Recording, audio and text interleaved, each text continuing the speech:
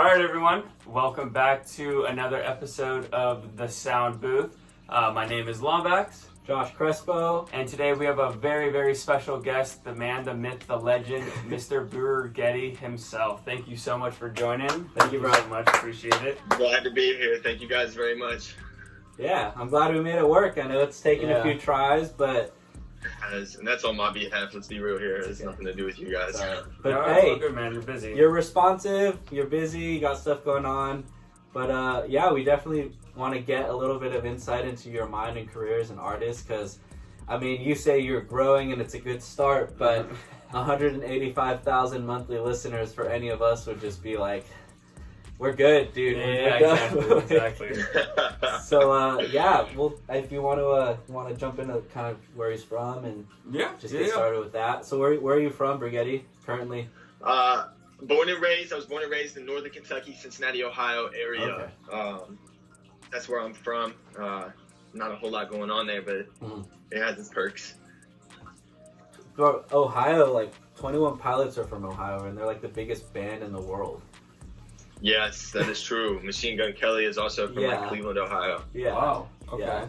Mm-hmm. So that's a cool place to start. And now you're in Sarasota, Florida. Yes, I had a buddy that lived out here who was trying to recruit me to come out here for a couple of years, and I didn't want to take the risk. I finally took a risk and came out here, and I haven't regretted it since. Okay. Wow. Okay. So Burgettii, real quick, just like easy questions for starting out. What first got you into music? Like, what made you want to start making music? The album 17 Really? by XXX. Okay. That was the first thing. I was in a very low point in my life, physically, mentally, emotionally, in any direction you could think of. When he dropped that album, that showed me a whole different outlook on music. It's just the way he was able to express his feelings in a dark, depressing matter was just nothing I'd ever come across in my life, and gave me a lot of inspiration to do the very similar things. First time I ever heard Shallow Dynasty's voice, first of all, I thought it was a guy. Second, I was dumbfounded at the type of sample that he had brought forth with that album. It was front to back crazy, So that was my inspiration right then and there, and I became a huge X fan right after that. Okay. What? And how old were you? How old was I when I got started? This was 27. I started practicing in 2017. Wow. So I was 21, 20. You're only 24? I am only 24. Wow. I feel old. That's impressive, man. That is very impressive. Wow. Yeah. Because I'm 30, 27. 28. Yeah. Okay. Yeah. So. Really? You guys don't look that whatsoever. I'll tell you that much. I appreciate that. That's good. Thank you.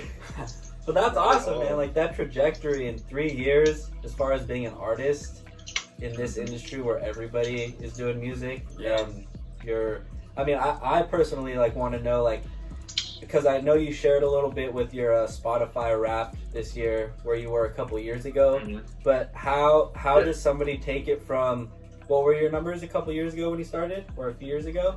643,000, I think. Like something streams, like right? Total streams. Total streams. So, okay. And now you're at 10.6 million or 10.2 million is what I did this year. I think I'm at like 23 total million. Okay, so how do you go, I guess, I mean, even 600,000 is a lot, but how do you go from that to like explosive growth as far as I'm concerned? Because that's nuts. Like I told you, when I first found this 17 album, I was very inspired in the idea of Shallow Dynasty and what she had to bring to the table. I got very invested in her as an artist herself, and we did a lot of research to find her. In the process of doing so, I came across a label, Global Records Entertainment and Distribution, out of Los Angeles, that has rights and have actual written evidence rights to her profile and all of those things. And they reached out to me and asked me after they heard my first two songs, Now I Feel Only You, and what was my second one? I think it was Emma's Story. No, Journal Entry. Okay. They had heard those and reached out and asked for, just tried to pitch me on the idea of, hey, we could bring this a lot more forward than it was. It was probably sitting on like 15, 20,000 streams. Okay. And I was very nervous because the idea of somebody reaching out to you and just being like, hey, we can pitch this over Instagram is just, you never know what you're Did they hit you up? So I said, screw it. I was like, I'm only sitting on 15,000 streams. I said, worst case scenario, and I'd come out with an L and learn from it. So I gave it a shot. Ended up signing a little deal with them. There's no upfront money or anything. It's just a distribution deal, so I can leave at any time. But they promote my work. In return, they take a percentage, and it goes towards Shiloh herself, Right. which is awesome. So when they presented that, I went ahead and went through with it, and numbers rose ridiculous. I went from 200 to 300 streams a day to 4, 5, 6, 7,000 streams a day, which was wild. So I got very excited about that opportunity. The first 3 projects I made were with 2 other artists, because I was just trying to give everybody the same opportunity that I had, to kind of make their way up there. So in the process of doing that, I dropped 2 projects. Are You Part 2? Who Are You ended up getting split into singles and outed, but Who Are You Part 2 did phenomenal. Each have done like 4 or 5 million each. Okay. Actually, I'll take that back. The first album has done about 13 million now. Oh my God. Very successful album. Second one did just as well. And then from there, just having that opportunity, getting numbers, following, things of that nature, created other avenues, such as meeting Snow. I met Snow just by finding one of his videos on YouTube where he was doing a Losing Interest remix to Shiloh Dynasty. So I was like, whoa. Met him, did a little work here and there, and this is before he dropped Gave You the Moon. And it turned into Now I Feel Only You, which is probably my favorite track ever, and my first track ever, and it's done 2.4 million. That kind of let me know right there that, okay, I actually have an opportunity at this, because not often do you drop your first track and it does numbers right away, right? Right. So it was a good feeling. I mean, that's huge. Like, for me, like you were saying, you were doing 200-300 streams a day to start, right? How do you get there? Because a lot of guys don't even know how to get there. Playlist pitching. So when I first started this, first and foremost, I thought of this idea to become an artist in December of 2016. Okay. Pitched it to my parents and everything, and they all shot it down. Yeah. It's far-fetched. It's not something realistic to them. Right. So they shot it down. I spent all of 2017 in a basement in the middle of the country, Kentucky, just practicing. Didn't go out and do anything, nothing. I was dedicated. And there's a little reason behind why that was. In February of 2017, I had a serious breakup that created a lot of the momentum that got me to where I am, because I was so dedicated to get this girl back that I literally spent the rest of the year practicing, because I knew I'd have one shot to possibly pull the song out and see if she likes it, and she might give me attention again. That was the mindset at the time. Right. It kind of worked, but to be honest with you, it screwed me even harder having her come back for a short period. It was not a good time, but it created so much more. I was so dedicated to get this one person back that I put all my hours into practicing making music. From there, then I turned around and read on the internet, okay, how do you promote and market a track? That's when I learned about playlist pitching and this and that, and I looked up idea sources, reached out to people to find out what they do and what they say that's different, to get something going, and I kind of cracked it and figured it out, as well as Corbel. Corbel kind of cracked it, the way to do it as well. And from there, that's all it's ever been. Prior to making music, I just thought, a lot of artists think they can drop a track and it's going to perform, somebody's going to hear it. Not at all. You got to have a marketing plan on the back end in order to be able for it to be a successful track. And from my understanding, playlist pitching usually costs money. No, not at all. Okay. If you're paying to get on a playlist, that's a scam. Okay. You should never have to pay to get on a playlist. Right. It's all to do with the Spotify for Artists. Once you get onto there, you can pitch. Once you submit a track to Spotify for Artists, you can turn around and pitch it like a week before it's released, at least. That gives Spotify enough time to listen to it, determine if it's playlist optionable, and then pick the playlist that's right for that track alone. Okay. So Release Radar, Cold AF told me Release Radar is really big for that. Yes. Okay. Release Radar is one of your bigger ones that will help you gain traction quickly and get on other playlists that you didn't, pitch to be on. If you put the song out with enough time for them to check it out, you got to have like a month, I think. Yeah. It's like at least no more than 2 weeks, no less than a week. Honestly, is what they prefer as far as Spotify's own, ideas and what they want. So fast forward then. So you take that deal that you said, things started skyrocketing. And now you're in a position where it's full time for you, or what's?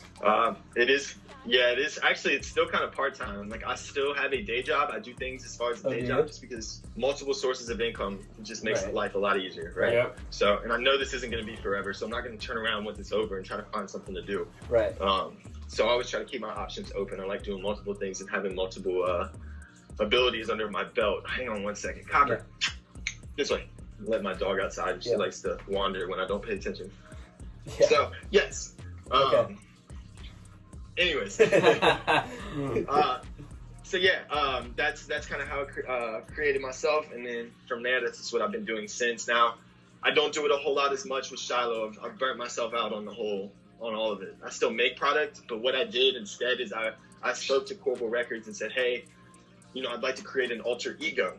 I got that idea from J. Cole when he dropped his album, KOD, and had Kill Edward. Yeah. Mm-hmm.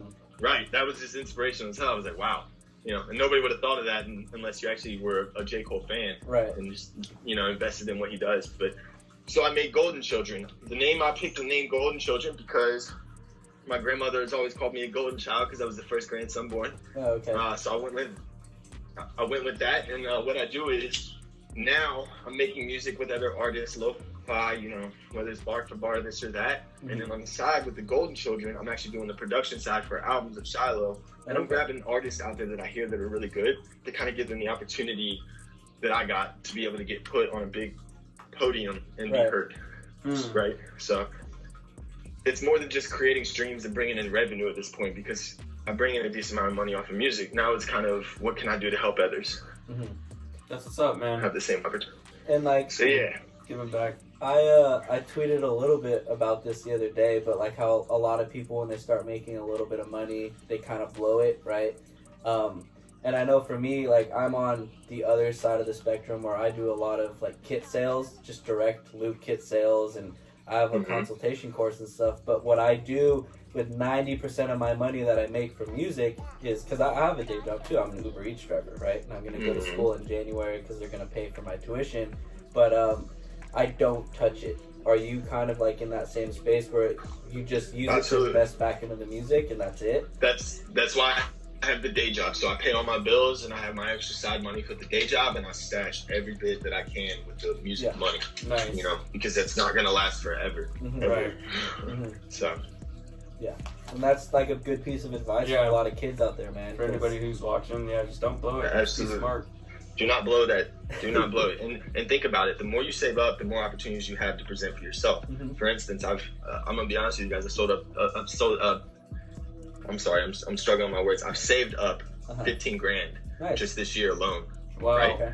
And I'm turning around. I'm trying to reach out to other artists because big artists that give you big opportunities, they're not cheap. They don't give you free features. No. I got lucky that I got a feature from Snow for free. And that was only because he was sitting on 3,000 monthly listeners and had Dropkick the Moon yet. Right. Right? It's crazy. Yeah. I got the feature and 2 months later he dropped Get You the Moon and it's like 400 million. Like ridiculous. Whoa. So it's all about networking. Who do you speak to? Don't be afraid to talk to people because you never know who's going to be the next superstar. Mm-hmm. Right. Yep.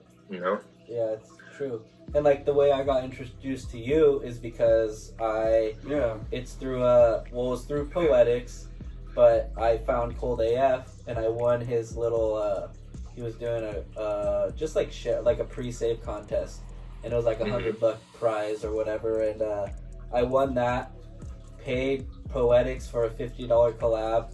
Cold AF liked the beat, and then that's the song that we have with you on the feature, and that's the only way that I got there. And I don't really pay for collabs, but is it not my fault? Yeah, that's my guitar. Okay. Yeah. Okay. Mm-hmm. Yeah. Start to feel a little breeze, then it turned into a drift. Then Dude, when I first heard that song, I was like so happy because like it was decent artists on my track, and I do it. It's all about the numbers. So I've thrown out so many free guitar loop packs, and you might get a song back here and there, and you're like, okay, like you don't want to be mean, and you want to be supportive. But that when I heard that, man, I was like, okay. And then I saw your numbers, and Cold AF's numbers have obviously gone up, and Poetics, like they're just cool guys, and I don't really do the paid collab thing too much. But once that one came out, I was like, okay, if you do this with people that you somewhat know and somewhat have a relationship with, then things can come out from it. But it just goes to what you're saying. Yeah. You just got to talk to people. That's Got to true. put yourself out there. And that's another thing. Even as an artist, even personally myself, I've had a lot of small artists, almost nobodies or nobodies at any point, reach out and want to collab. And I know a lot of artists that will just blow that off. Yeah. You cannot do that.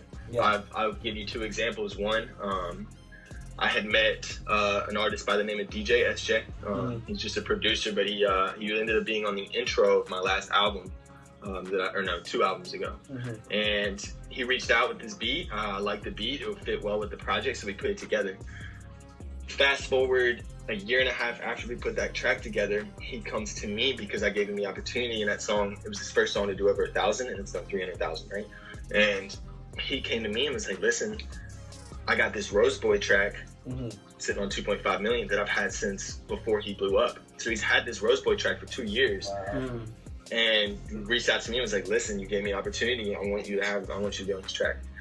You never know how it's going to help you in the end. So now I've got a track with the Rose Boys at 2.5 million that we're sitting on. We're going to get Snow on the hook, and it's going to be dangerous when it drops. So you never know. You never know how it's going to work out. Yeah. That's a gem right there. What's your creative process like, man? Like when you first are starting laying out a beat or just a song, how do you go about it? I'll tell you, when I'm making a song, I gotta find a beat. I have to be addicted to the beat. Like the beat really has to get me going. I'll listen to beats here and there, and 10 minutes in, I'm like, you know what, this probably ain't it. But once I find a beat that I really like, I will spend a solid 45 minutes to an hour listening to it over and over and over until some kind of idea or some kind of feeling or vibe comes to my head. And then from there, I just proceed with the process. So like, for instance, 2 weeks ago, I got approval to use the Monty Data Michelle Love Myself. Girl, how I love you, I can't love myself. Sad Boy Prolific hopped on it for his last little EP project he dropped. Wow. And it's very, very dark beat. And I was just thinking, I was like sitting here thinking, and it finally came to me. And it's very dark, but as much as it fits the subject, I had a friend who committed suicide a long time ago, and I decided to write about him. And in the process of doing so, it fit really well. Its subject hit, and it's got a meaningful meaning behind it. That's the biggest thing I have to have. Is it has to have some type of meaning behind it, right? And it just hits harder. And if I don't cry in the middle of recording it, it's not getting dropped. I'll tell you that right now. Every song I've ever dropped, it hits me so hard emotionally, or I'm just so proud of what we put together. It gets dropped. That's what's up, man. That's dope. It's got to hit me emotionally. That's good. So most people don't do that. Most people, it's very fluff, like it's very surface level music. Definitely fluff. And I think that's why I like It's Not My Fault so much, because both you guys put a lot of your heart into the song, and you can hear it. I mean, it's not just generic rap trap music. So exactly. He sent me that, and he sent me the other one that he and I had together at the same time. Yeah. When we done that, and I was like, ooh, both of those are really good. I was like, wow, okay. Yeah. And hopped on it, and because of that, now I know Poetics. Now I've got a Poetics who sends me beat packs all the time. Yeah. And now, like, I remember before I used to do this music, I used to listen to Futuristic all the time. Yeah. All the time. Yeah. Now I'm sitting on somebody's profile, like 3 spots below a Futuristic. That's just crazy. It's cool. They have just had a futuristic feature. Yeah. It's just crazy to be in the mix now. Is what it's it's wild. Yeah. So. And my first credit to my name is with, I don't know if you know who Kung Fu Vampire is. Poetics does, and he saw that when we did our episode with him. He's all, bro, how'd you get a song with... And that was the first beat I ever made on Ableton on my friend's computer, and Kung Fu Vampire wanted it, and me and him are cool. He lives here in the Bay Area.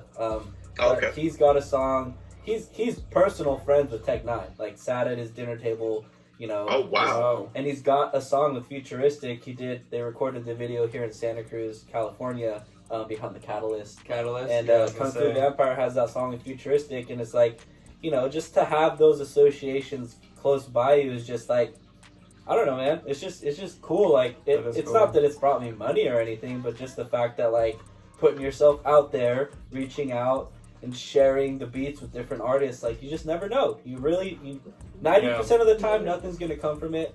and then 10% of the time you'll get connections like this, where there's Exactly. a great song that comes out of it. So, Hey, Networking is key. Especially in this industry, it's all about taking risks. If you're not willing to take risks, you're not going to get very far. no. So, worst case scenario, they say no. If you knock enough doors, sooner or later somebody's willing to buy what you have. Yep. You know what I That's mean? true. So, do you play any instruments? I don't. I do not play Really? any instruments whatsoever. Huh. Anything I use, I get off loops. I get off, samples, things of that nature.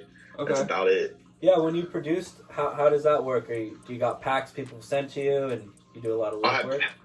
have packs, or I'll find samples, and then I'll use a pack. So like DJ SJ sends me packs all the time. Mhm. If you've got packs, I have lots Absolutely. of guitar loops that I Yeah. can send you, dude. let's get to work then. Yeah, Yes, definitely. Oh. But aside of that, yes, I just get in the process. I try to find a mood with it, But the only conflict with shallow material, because that's really a lot of what I produce. Mhm. Everything else, I have somebody else produce all of my work personally. Okay. Just because it's a lot easier to produce a shallow track when using samples Mhm. versus putting actual raw vocals over it. Mhm. In my opinion, but when I do shallow material, it's very hard because it's almost always the same mood, right? Mhm. Shallow has pretty much Right, one mood, and that's right. depressing. Right. Really, you want to be in the shot too? Yeah. There it is. Goodness gracious. Anyways, Yeah. So yeah, that's kind of the creative process. But everything I do kind of goes by mood. It depends on what type of mood I'm trying to reach. Yeah. Gotcha. Right. Gotcha. Yeah, Awesome, man. Definitely. I mean, he's a producer too. He's been producing for years, so he's Oh, sometime, yeah. give him some piano chords, bro. Yes, Yeah, dude, I've got buddies that play pianos. I got buddies that play guitars, Yeah. all that out here. So they kind of do a couple of that for me here and there when we put Yeah. stuff together. But yeah, I need to learn some instruments, honestly. Takes time. Piano's the easiest because of MIDI keyboards. Do you think so?